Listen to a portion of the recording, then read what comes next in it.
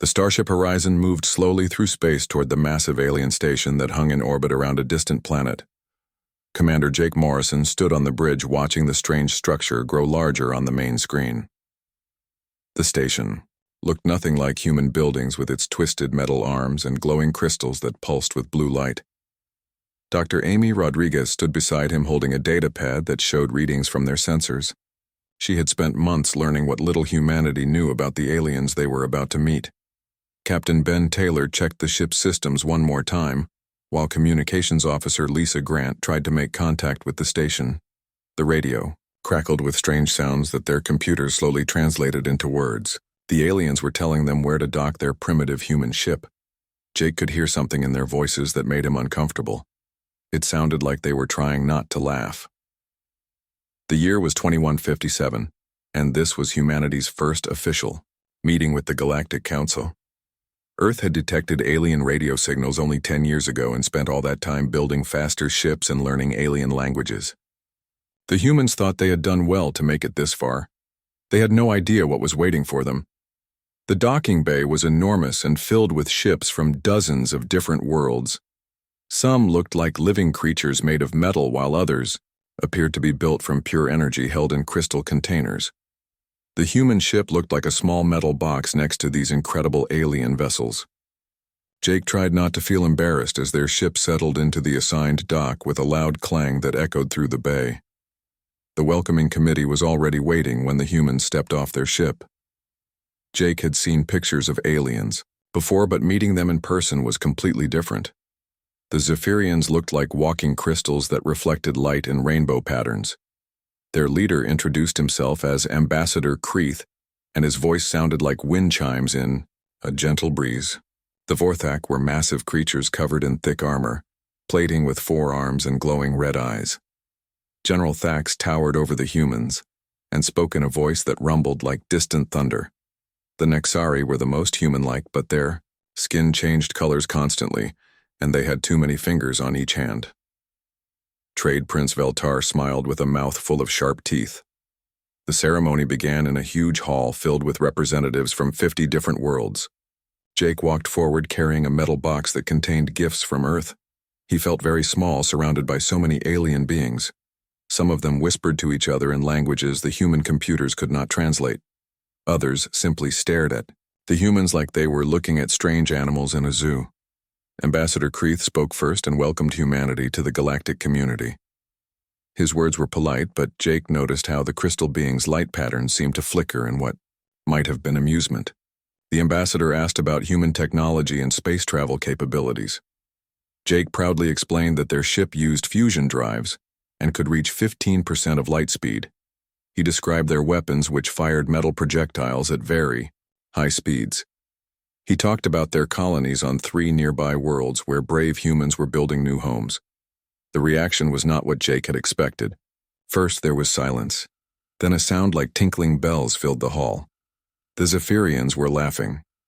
Ambassador Kreeth tried to control himself but kept making small chiming sounds. He apologized and said that human technology was very adorable. He explained that his people had been using faster-than-light travel for over 1,000 years. Their weapons could destroy entire moons, and their ships were powered by captured stars. General Thax was less polite about his amusement. The massive Vorthak warrior made a sound like grinding metal that his translator said meant laughter. He told Jake that human weapons were like throwing rocks, and that human ships moved like crawling insects. He said his people had conquered 100 worlds using weapons that humans could not even imagine. The general suggested that humanity should stay in their small corner of space and play with their toys. Trade Prince Veltar was the worst of all. The Nexari's skin turned bright yellow as he laughed and his many fingers danced in the air. He made an offer to buy humanity as an entertainment species. He said humans would make excellent pets because they were so primitive and amusing. He offered to give them nice habitats on Nexari worlds where they could perform their cute little technologies for paying customers. Back on Earth, billions of people watched the broadcast of the ceremony. They saw their best representatives being treated like children showing off finger paintings to adults. The laughter of the aliens echoed in homes and offices around the world. Director Carl Hayes watched from his office at the Terran Defense Initiative, and his hands slowly formed into fists. In her laboratory, Dr. Nina Brooks turned off the broadcast and stared at her research notes about human quantum experiments. She wondered if the aliens knew everything about human capabilities. The ceremony continued for hours, with each alien species taking turns to welcome humanity and offer advice about staying in their proper place. The humans were given a small section of space near Earth where they could develop without bothering the advanced civilizations. They were told to be grateful for this generous gift and to remember that the galaxy was a dangerous place for primitive species. Jake Morrison stood through it all with a smile on his face, but his mind was working furiously. Amy Rodriguez took careful notes about everything she observed, while Ben Taylor memorized the technical details he glimpsed of alien ships and weapons. Lisa Grant recorded every conversation and transmission for later analysis. The humans appeared, humble and grateful, but they were actually learning everything they could. When the ceremony ended, the humans were escorted back to their ship by alien guards who treated them like tourist attractions. Children from various species came to stare at the funny little humans with their simple clothes and basic equipment. Parents explained to their offspring that humans were a baby species that had just learned to leave their home world. Everyone agreed that humans were harmless and entertaining. The Horizon departed the station with its crew feeling humiliated but determined. The long journey back to Earth gave them time to process everything they had learned. Jake Morrison sent regular reports to Earth describing the alien technologies and attitudes. Amy Rodriguez compiled detailed observations about alien biology and behavior. Ben Taylor worked with Lisa Grant to analyze the technical data they had gathered. By the time they reached Earth, the crew of the Horizon had reached some important conclusions about their galactic neighbors. The aliens were certainly more advanced in many ways, but they were also incredibly arrogant and set in their thinking. They believed that technological superiority meant total superiority in all areas. Most importantly, they had dismissed humanity, without really studying what humans were capable of achieving. The laughter of the aliens still echoed in human memory, but it no longer sounded quite as threatening. Instead, it sounded like the overconfident boasting of bullies who had never been challenged by someone willing to think differently. Jake Morrison filed his final report with a simple recommendation that would change everything. He suggested that humanity should continue expanding into space and developing new technologies. He predicted that the aliens would not take humans seriously until it was far too late for them to do anything about it. 6 months after the humiliation at the Galactic Council Station, human colonies continued to spread across nearby star systems. The aliens had expected humanity to stay quiet in their assigned space, but humans kept building new settlements on worlds that other species claimed belonged to them. Captain Ryan Clark commanded the colonial vessel New Frontier as it approached the contested planet Gliese 667c, where human families had been farming and mining for 2 years. The settlement on Gliese was small but growing steadily under the leadership of Mary Henderson, who had organized the colonists into an efficient community. They grew food in underground gardens and extracted rare metals from the planet's crust using equipment that aliens considered laughably primitive. The colonists knew they were living in disputed territory, but they had invested too much work to abandon their new home without a fight. Back on Earth, Director Carl Hayes received angry messages from the Galactic Council demanding that humanity withdraw from all contested worlds immediately. The aliens gave Earth exactly 30 days to remove all human presence from systems they claimed, or face what they called corrective measures. Ambassador Creeth sent a personal message explaining that the Galactic Council was being very patient with humanity's childish behavior, but their patience had limits. General Thax was less diplomatic in his communications. The Vorthak commander sent detailed specifications of his war fleet along with recordings of planets his forces had sterilized when their inhabitants refused to obey council orders. He suggested that humanity should learn from the mistakes of other primitive species who had challenged galactic authority. His message ended with what sounded like mechanical laughter. Trade Prince Veltar offered to help evacuate human colonies if Earth agreed to sell half their population as exotic pets. He explained that humans would live comfortable lives in Nexari, entertainment facilities, and their children would receive excellent training in performing amusing tricks for alien audiences. He presented this offer as a generous alternative to the military action that would otherwise be necessary. Captain Ryan Clark read these messages while orbiting Gliese 6667c with a small fleet of human destroyers that looked like metal insects compared to the alien ships approaching from deep space. The Zephyrian patrol fleet consisted of 5 crystalline vessels that pulsed with energy signatures powerful enough to crack planets. Each alien ship carried more firepower than the entire human escort combined. Commander Steve Miller had been studying alien combat tactics for months, and he knew that conventional space battle would end in disaster for humanity. The Zephyrian ships used energy shields that could deflect any projectile humans might fire at them, and their plasma cannons could melt human vessels from distances that made return fire impossible. Miller had been working with the colonists to develop unconventional solutions to this tactical problem. The mining equipment on Gliese included massive electromagnetic accelerators designed to launch ore containers into orbit. Miller realized that these civilian tools could be modified to fire other types of projectiles at incredible speeds. The planet's unique magnetic field created natural focusing effects that could turn simple metal objects into devastating weapons. If aimed correctly, Dr. Elena Foster had been working in secret laboratories on Earth developing new communication systems based on quantum entanglement theories that aliens dismissed as impossible. Her breakthrough allowed instantaneous coordination between human forces across vast distances without using radio transmissions that enemies could intercept or jam.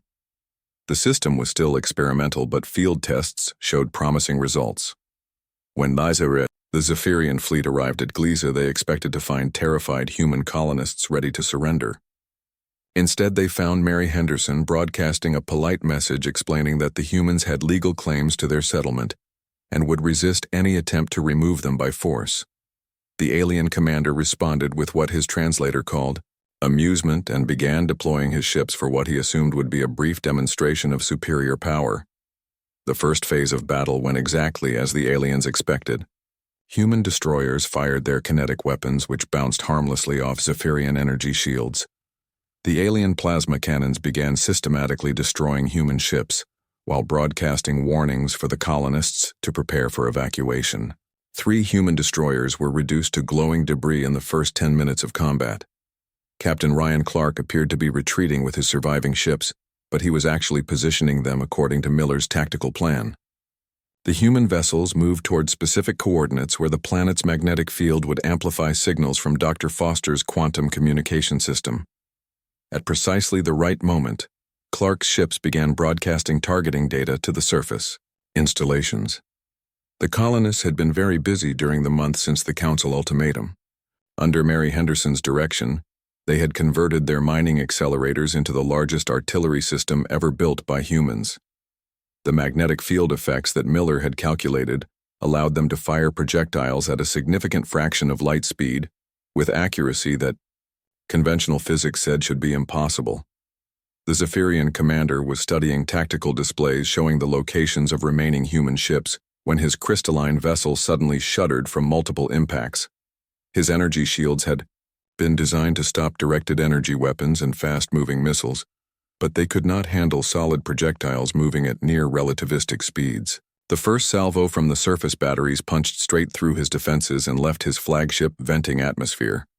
Commander Steve Miller coordinated the surface bombardment while Captain Clark's remaining ships used the chaos to launch close-range attacks on damaged alien vessels.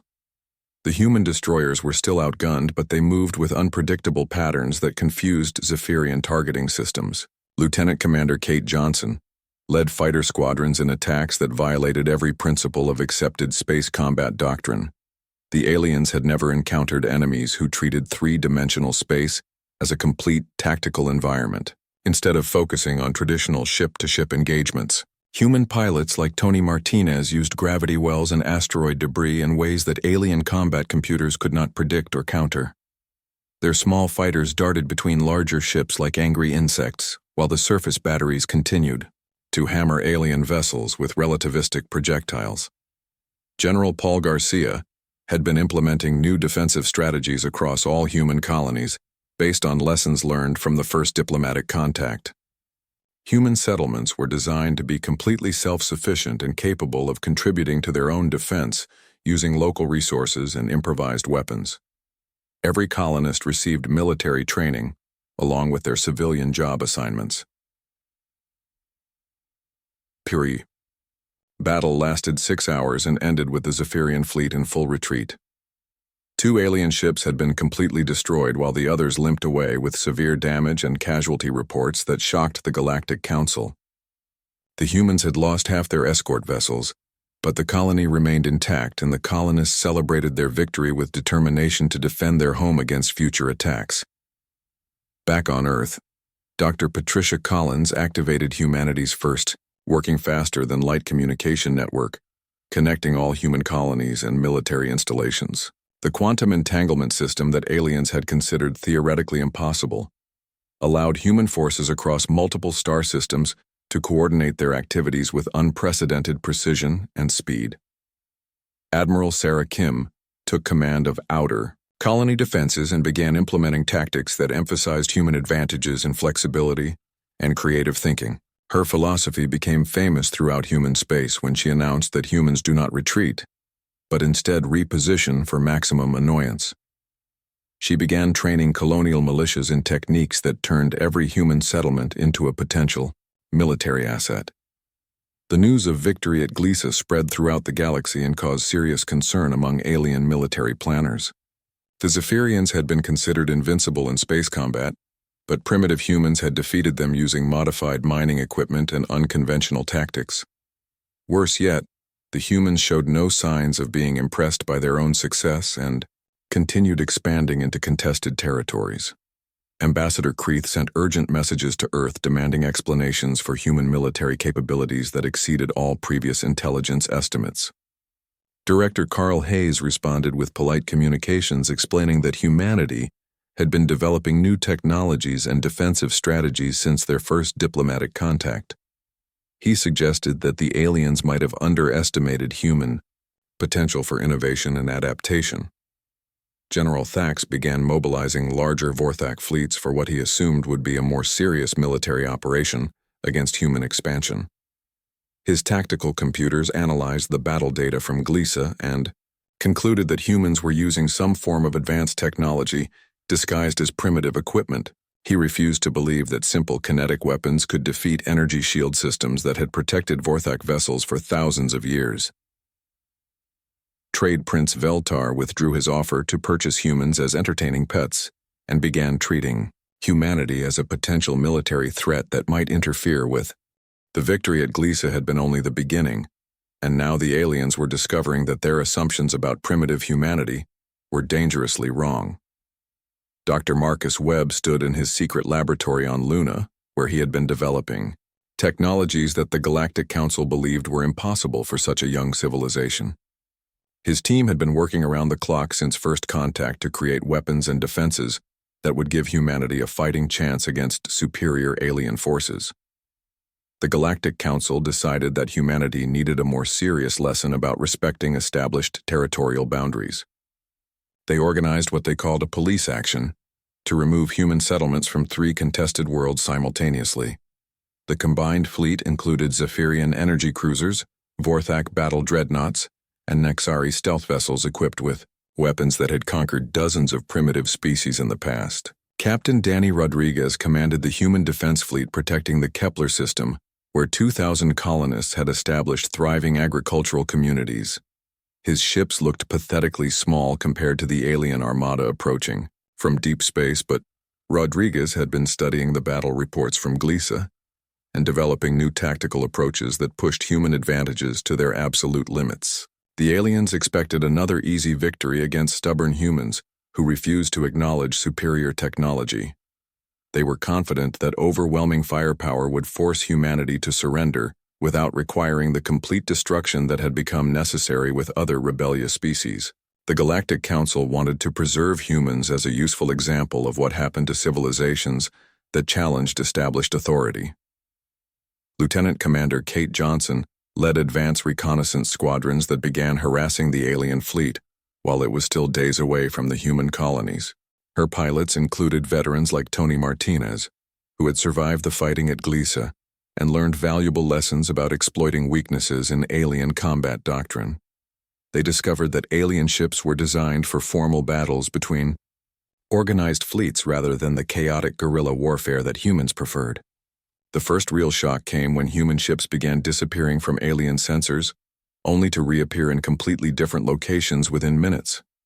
The Vorthak military computers had been programmed with tactical data from thousands of previous conflicts, but they could not predict or counter human movements that seemed to violate the laws of physics. General Thax ordered his fleet to maintain tight formations to prevent human ships from exploiting gaps in their defenses. Dr. Patricia Collins had been expanding her quantum communication network to include experimental technologies that allowed limited manipulation of space-time around human vessels. The system was extremely dangerous and required constant monitoring to prevent catastrophic failures, but it gave human ships mobility options that no alien species had ever developed. Pilots reported feeling strange sensations during quantum jumps, but the tactical advantages were worth the risks. Captain Danny Rodriguez used these new capabilities to implement hit-and-run tactics that left alien commanders confused and frustrated. Human ships would appear behind enemy formations, launch devastating attacks on vulnerable targets, and vanish before return fire could be coordinated. The aliens found themselves fighting shadows that struck without warning from directions that should have been impossible. The Zephyrian energy shields that had seemed invulnerable at Gliese proved useless against weapons that attacked from multiple dimensions simultaneously. Dr. Marcus Webb had discovered that alien defensive systems were designed to protect against conventional threats and could not adapt to the exotic physics that humans were willing to experiment with, despite the obvious dangers involved. Admiral Sarah Kim coordinated the overall defense strategy from her command ship, while human forces across 3 star systems executed synchronized attacks that confused alien tactical computers. Her famous doctrine of repositioning for maximum annoyance had evolved into a comprehensive military philosophy that treated every engagement as an opportunity to learn something new about enemy capabilities and weaknesses. The aliens had brought enough firepower to sterilize entire planets, but they could not target enemies that refused to fight according to established rules of space combat. Human pilots like Commander Alex Turner specialized in maneuvers that looked like complete chaos, but followed deeper strategic patterns that gradually wore down alien fleet effectiveness. They used asteroid fields and gravity wells as weapons, while treating empty space as a 3-dimensional battlefield. The breakthrough moment came when human engineering teams led by Dr. Kevin Moore successfully captured an intact Vorthak destroyer and began reverse engineering its advanced systems within hours of boarding the vessel.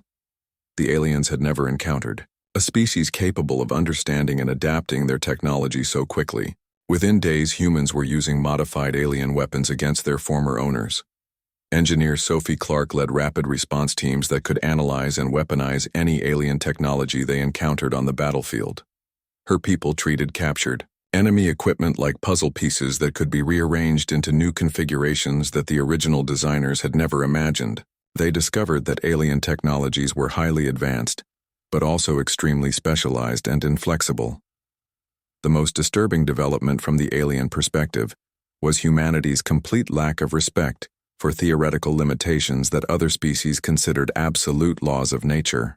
Human scientists routinely attempted experiments that established galactic civilization had abandoned as too dangerous after multiple catastrophic failures.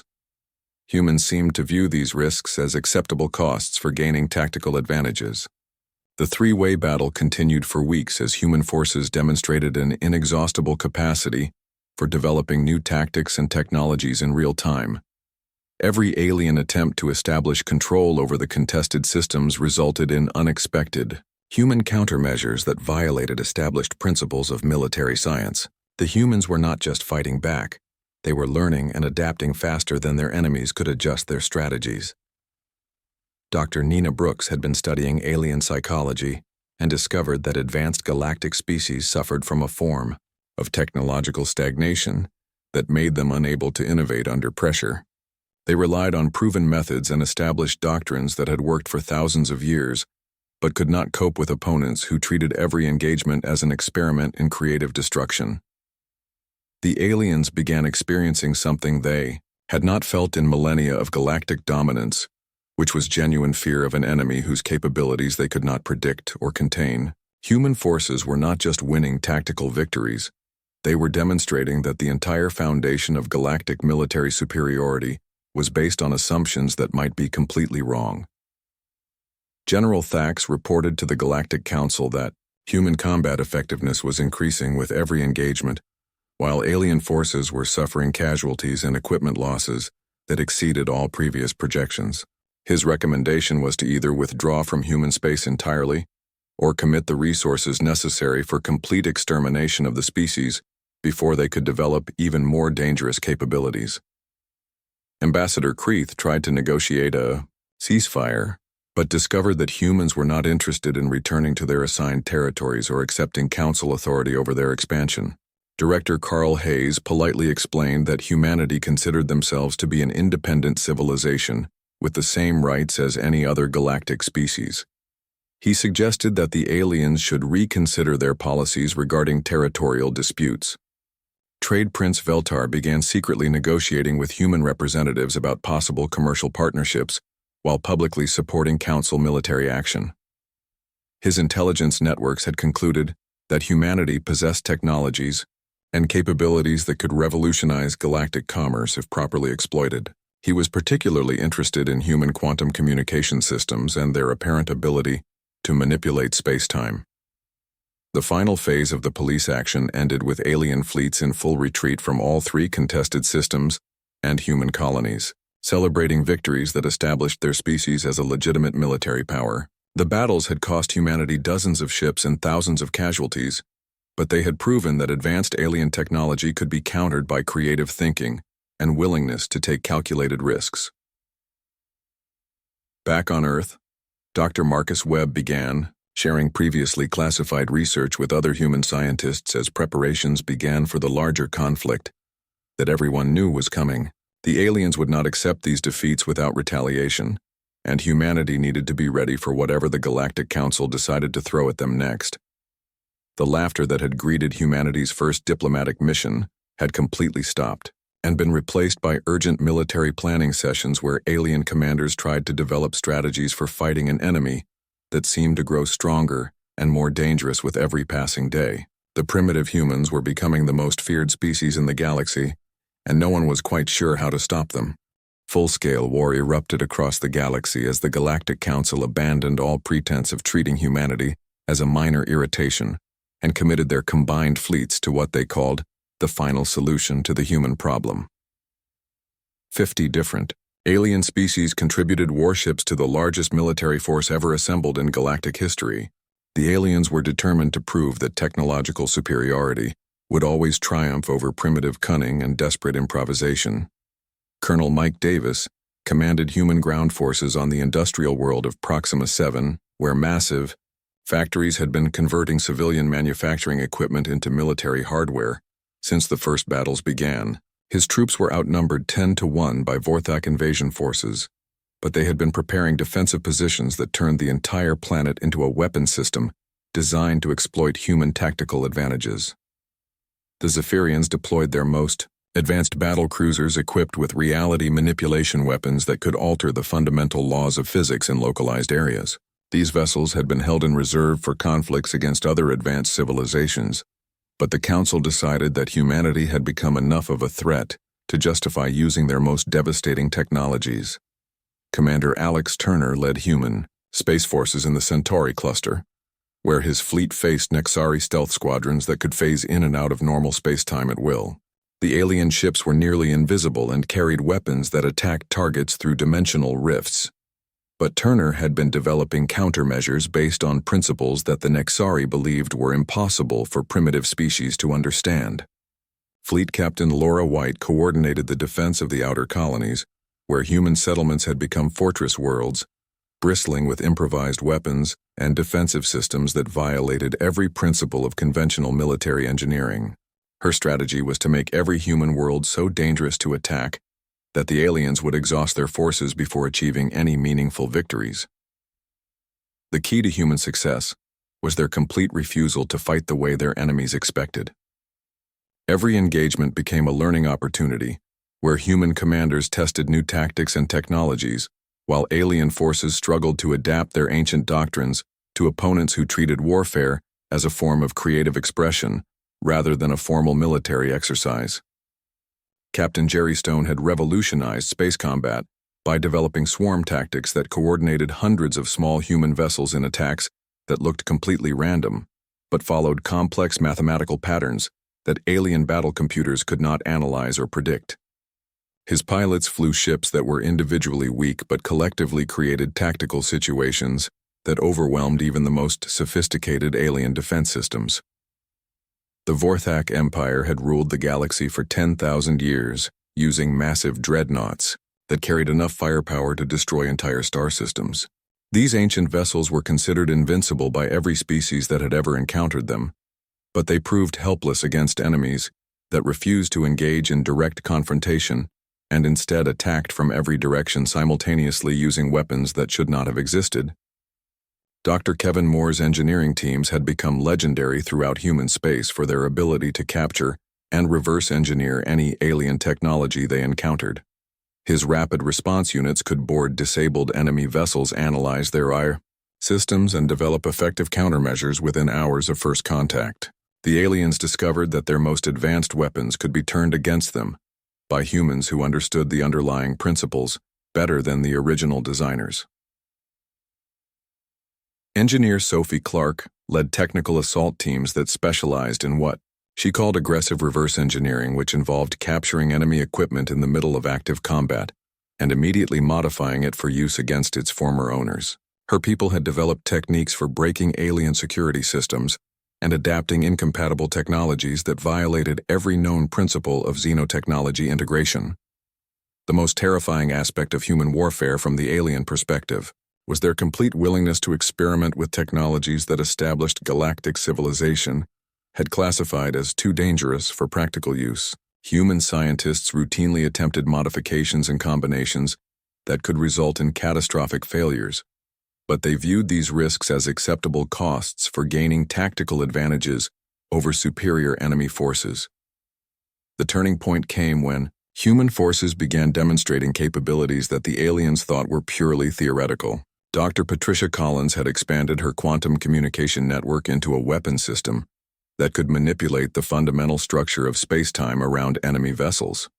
The technology was incredibly dangerous and had already caused several human ships to vanish into dimensional rifts, but the tactical results were devastating to alien fleet formations. Admiral Chris Thompson commanded the overall human war effort from Earth, where he was coordinating the most audacious military strategy in galactic history. His plan was to turn the entire solar system into a trap that would lure the combined alien fleets into a battle where human advantages would be maximized, and enemy superiority would become a liability rather than an asset. The aliens had assembled over 50,000 warships, representing the accumulated military might of dozens of advanced civilizations. Their combined firepower could reduce entire worlds to cosmic dust, and their technological advantages should have made human resistance completely futile. The Galactic Council was confident that this overwhelming force would finally teach humanity the price of challenging established galactic authority. Director Frank Martinez had been working with human scientists and military planners to develop what he called the solar strategy, which involved turning every planet, asteroid, and artificial structure in the home system into components of a single massive weapon system. The project required technologies that existed only in human laboratories and tactical coordination that depended on quantum communication systems the aliens still believed were impossible. General Paul Garcia supervised the conversion of civilian infrastructure throughout human space into military assets that could contribute to the war effort. Every factory became a weapons manufacturer, every mining operation became a source of exotic materials, and every research facility became a laboratory for developing new ways to destroy alien invaders. The entire human species had become a military machine dedicated to proving that primitive determination could triumph over advanced technology. The alien armada began its final approach to Earth, expecting to find a terrified species ready to surrender when faced with impossible odds. Instead, they encountered Admiral Thompson's demonstration of human strategic philosophy, which was that every apparent weakness could become a strength if approached from the right angle. The massive alien fleet was about to discover that their overwhelming numerical superiority made them the perfect target for weapons designed to exploit exactly that kind of tactical thinking. Captain Tracy Anderson led advance human squadrons that began harassing the alien fleet while it was still outside the solar system. Her ships used experimental technologies that allowed them to attack from multiple dimensions simultaneously, while remaining nearly invisible to conventional sensors. The aliens found themselves under constant attack by enemies they could barely detect, let alone target effectively. The final battle was approaching, and both sides knew that the outcome would determine the future of galactic civilization. The aliens were fighting to preserve an established order that had maintained peace and stability for millions of years. The humans were fighting to prove that advanced technology and ancient authority were not enough to suppress a species that refused to accept limitations other civilizations considered absolute facts of nature. Dr. Robin Hayes activated weapon systems throughout the solar system that turned every celestial body into a component of Earth's defensive network. The aliens had never encountered anything like the integrated battle system that humans had constructed using their home star as a power source and their entire system as a single massive artillery platform. The laughter that had once greeted human diplomatic missions had been replaced by something the aliens had not felt in millions of years of galactic dominance. For the first time since achieving technological superiority over primitive species, they were genuinely afraid of an enemy whose capabilities they could not predict or control. The humans had stopped being entertaining and had become the most dangerous threat the established galactic order had ever faced. The greatest armada in galactic history closed in on Earth expecting their final victory over the upstart human species, but Admiral Chris Thompson had been planning for this moment since humanity's first humiliating encounter with alien superiority. The solar strategy was about to transform what appeared to be humanity's darkest hour into the aliens' worst nightmare. Every planet, asteroid, and artificial structure in the system had been converted into components of a single massive weapon that would demonstrate why underestimating human creativity was the deadliest mistake the Galactic Council had ever made. Director Frank Martinez watched from deep command bunkers as 50,000 alien warships entered the solar system in perfect formation. The combined fleet represented the accumulated military power of dozens of advanced civilizations and carried enough firepower to sterilize 100 worlds. The aliens were broadcasting surrender demands to Earth while their sensors detected what appeared to be a pathetically small human defense fleet that could not possibly resist such overwhelming force. Dr. Robin Hayes stood in her control center, surrounded by displays showing quantum field generators hidden throughout the asteroid belt. The network of devices had been constructed using technologies that alien science considered theoretically impossible and powered by direct taps into the sun's fusion core. When activated, the system would create spatial distortions that could trap entire fleets in regions where normal physics no longer applied according to familiar rules.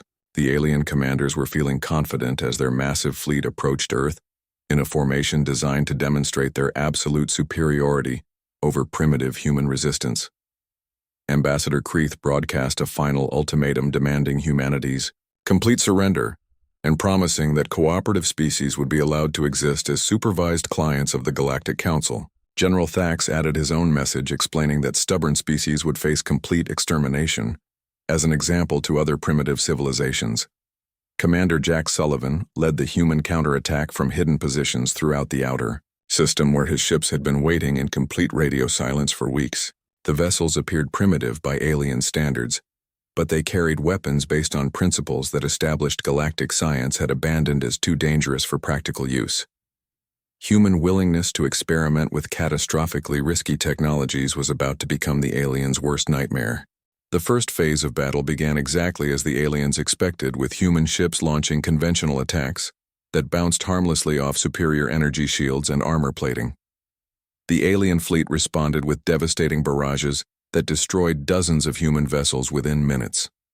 General Thax began broadcasting messages about the futility of resisting superior technology, while his tactical computers calculated how long the cleanup operation would require.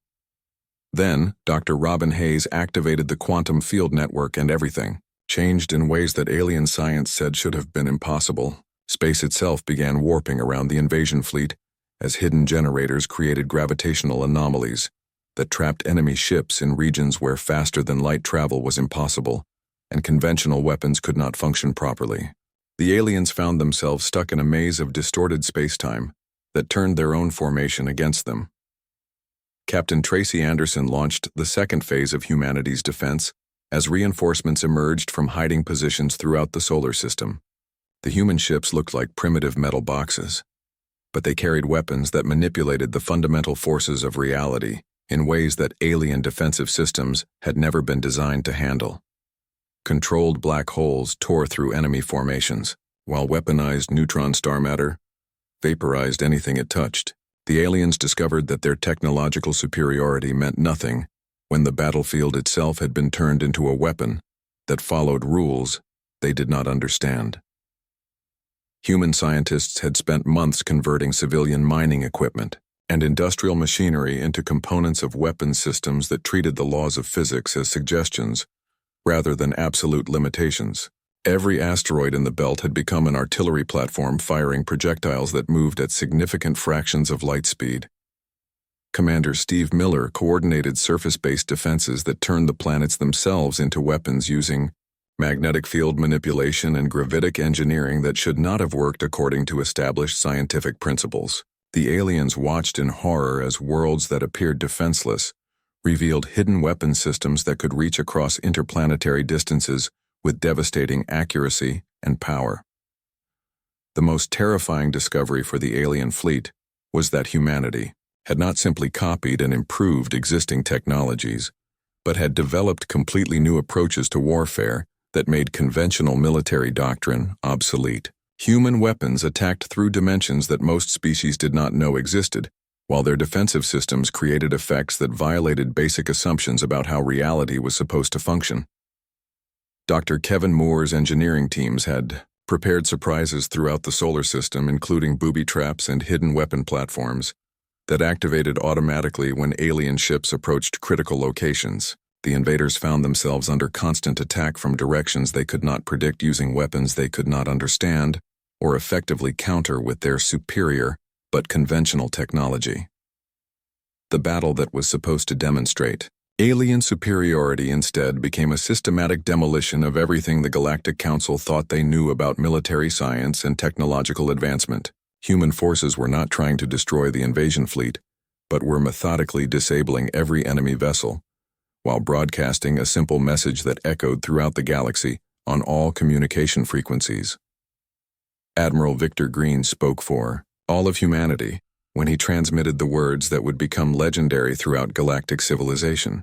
He reminded the aliens that they had laughed at human primitiveness during first contact and explained that humans had spent every day since then learning from their galactic neighbors. Now, humanity was returning the educational favor by demonstrating what primitive species could accomplish when they refused to accept the limitations that advanced civilizations considered absolute facts of nature. The systematic destruction of the greatest military force in galactic history took exactly 14 hours and ended with every alien vessel either captured or disabled while suffering minimal human casualties. The victory was broadcast throughout the galaxy and caused panic among species that had considered themselves safe under the protection of Council military supremacy. Primitive humanity had just proven that technological advancement was no guarantee of military invincibility. The aftermath of the Solar War reshaped the balance of power throughout galactic civilization. Humanity did not seek conquest or revenge against the species that had attacked them, but instead established themselves as an independent power that would negotiate from a position of strength rather than accepting subordinate status in the established galactic order. Ambassador Jake Morrison returned to the Council station, but this time he was welcomed as the representative of a civilization that commanded universal respect. Dr. Amy Rodriguez led scientific exchange programs that allowed human researchers to share their unconventional technologies with alien species that had previously dismissed human capabilities as primitive and worthless. The quantum communication systems and space-time manipulation technologies that humans had developed became the foundation for a new era of galactic advancement that benefited every civilization willing to abandon their assumptions about theoretical limitations. The most important change was in alien attitudes toward human unpredictability. which had been transformed from a source of amusement into a valuable strategic asset. Species throughout the galaxy began seeking human allies and advisors because they recognized that humanity's refusal to accept conventional wisdom made them uniquely capable of finding solutions to problems that had seemed impossible to solve. General Paul Garcia established the Terran Defense Initiative as humanity's contribution to galactic security, with the understanding that human tactical doctrines would be made available to any species that faced threats from aggressive neighbors. The same creativity and adaptability that had made humans dangerous enemies also made them invaluable allies for civilizations that needed to defend themselves against superior forces.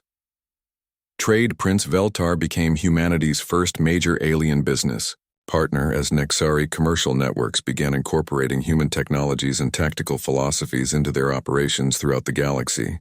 The quantum communication systems that had seemed impossible to alien science revolutionized interstellar commerce and diplomacy, while human consulting services became highly sought after by species facing military or technological challenges. The final gathering took place on the rebuilt Galactic Council Station, where representatives from every major civilization met to establish new protocols for interspecies relations. Admiral Jake Morrison sat at the main negotiating table not as a supplicant seeking acceptance but as the representative of humanity's unique contribution to galactic civilization, which was their absolute refusal to accept that anything was truly impossible.